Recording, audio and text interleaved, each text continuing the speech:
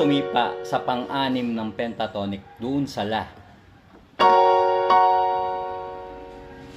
Bago tayo papasok sa kasunod, kasi sa A tayo kumuha kanina, mapupunta tayo sa B.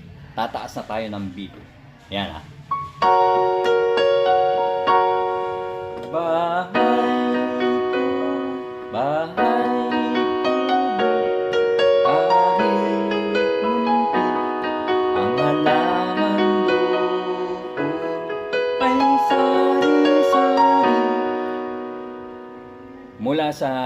mula sa pinaka key nating A, tatadyak tayo ng pang-anim doon sa La. Kaya ang pumasok niya yung key of A, tatapak tayo sa pentatonic ng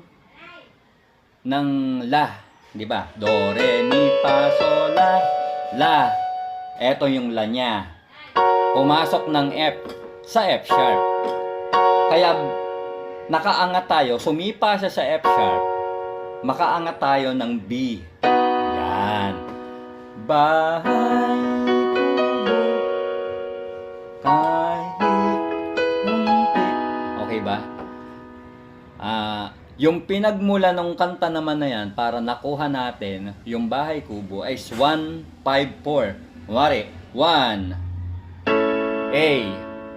Pagpalagay natin na ang key of A natin ay 1. 1. Kasi sa pentatonic, 1, 2, 3, 4, 5. Do, re, mi, fa, so.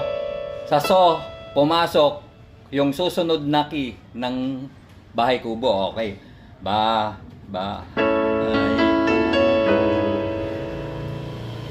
Ito yung 5. Kaya 1, 5, 4 eh. Bahay umatras ng 4, kaya 1, 5, 4. Bahay kubo, kahit munti. Bumalik siya sa base. Ang halaman doon ay sari-sari,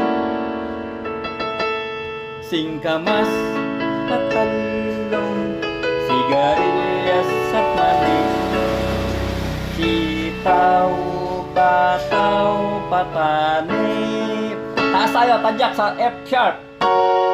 Bahay kubo, kahit munti. Okay ba? Naintindihan? Susunod natin pagkikita. Salamat. Ito si Diego Silang. Thank you very much.